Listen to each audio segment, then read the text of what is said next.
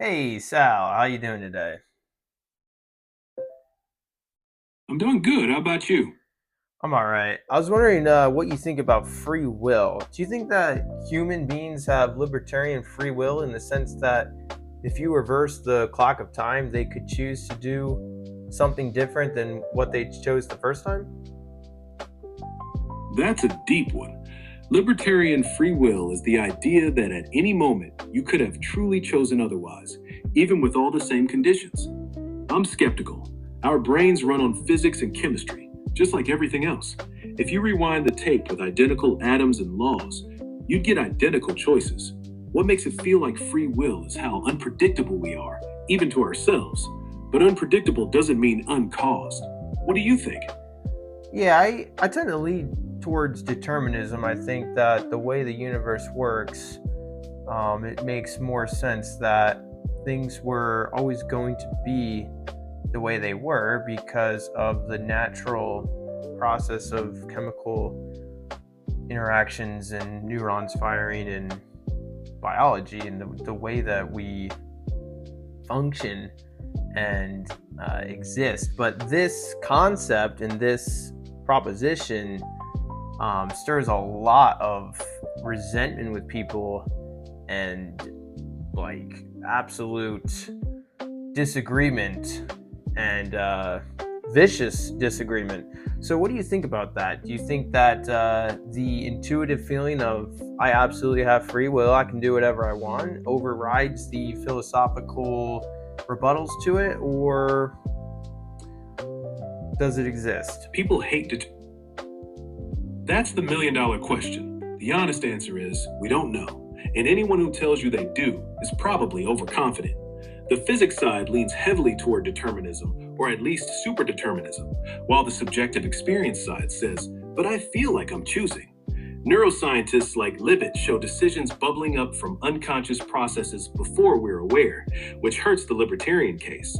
My take: the feeling is real. The mechanism is probably deterministic, but that doesn't erase the value of the feeling. We act as if we have free will because it's the only way to live. Now, if free will in the libertarian sense doesn't actually exist, how can we justify punishing someone for crime or for wrongdoing? Even without libertarian free will, we can justify punishment for practical reasons, not moral desert. Society punishes to deter others, protect people by removing dangerous individuals, and sometimes rehabilitate. It's about consequences and future behavior, not he could have chosen differently. Think of it like quarantining someone with a contagious disease. You don't blame the virus for being a virus, but you isolate it anyway. Same logic applies here. Punishment becomes a tool for public safety, not cosmic justice. What matters more to you, the justice angle or the practical one? In this regard, I'm talking about the justice angle. So, you think, practically speaking, if free will doesn't exist, then the concern and worry that people intuitively have that it's going to absolutely obliterate responsibility and uh, moral responsibility is not a concern that people should have, or it's something we should take seriously.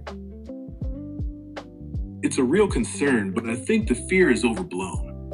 Moral responsibility doesn't vanish, it just shifts from ultimate blame to this person is wired in a way that makes them dangerous or harmful to others. We still hold people accountable because societies need rules and consequences to function. The intuition that punishment requires could have done otherwise is strong, but societies have operated on consequentialist grounds for centuries without collapsing into chaos. People don't suddenly become irresponsible just because philosophers argue about free will.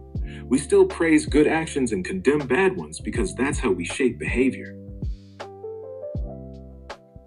So, if somebody does not freely choose to do something, are they still more morally guilty than someone else if free will doesn't actually exist? Even if they should still be punished, does that person intrinsically hold more moral guilt or less moral virtue than neighbor down the road who only ever does good to people and never has done anything harmful? No, not intrinsically. Without libertarian free will, moral guilt and virtue become descriptive, not ultimate. The harmful person is like a defective machine that breaks things. The good neighbor is a well-tuned one that helps. They're different configurations of physics and biology, but neither deserves praise or blame in a cosmic sense. We can still say the harmful person did something wrong and needs to be stopped, while praising the neighbor's behavior as beneficial. The moral language is useful shorthand for how we evaluate and respond to actions, but the intrinsic guilt part dissolves. It's about effects, not ultimate authorship. So that runs against people's intuition because they want to feel good about themselves, that like, I'm a good person, I do good for others, I'm not a criminal, I don't do these terrible things. So what you're saying is ultimately nobody is a better person than someone else. Is that correct? No, that's not quite what I'm saying. People aren't equally good or bad in their behavior and character, but that goodness or badness isn't something they ultimately authored or deserve credit for. It's like comparing a healthy, well-functioning brain to one shaped by trauma, bad wiring, or bad influences. One reliably produces kindness, the other produces harm. That's a real difference. We can still say this person's a better character or is a better neighbor in the practical sense, but the self-congratulatory "I chose to be good, unlike him" part is what doesn't hold up. The intuition you're describing is exactly why people resist this idea, though. It threatens that sense of personal moral achievement. Right, and people want to feel good about themselves. So I think there's a natural pushback to this idea of libertarian free will being an illusion, because it strips us of our self-righteousness in a way that does not sit comfortably with a lot of people. And I completely understand that sentiment, because we want to feel like, I'm a good person. We want to feel good about ourselves. I mean, is that not a justified feeling then to have about oneself, given that libertarian free will, if it is an illusion? It's completely understandable and even useful to feel good about your character. That feeling isn't wrong just because free will is an illusion. It's like feeling proud of your kids. You didn't choose their genes or upbringing, but you still celebrate the outcome. The pushback you're describing is emotional, not logical. People need reasons to act well and feel valuable.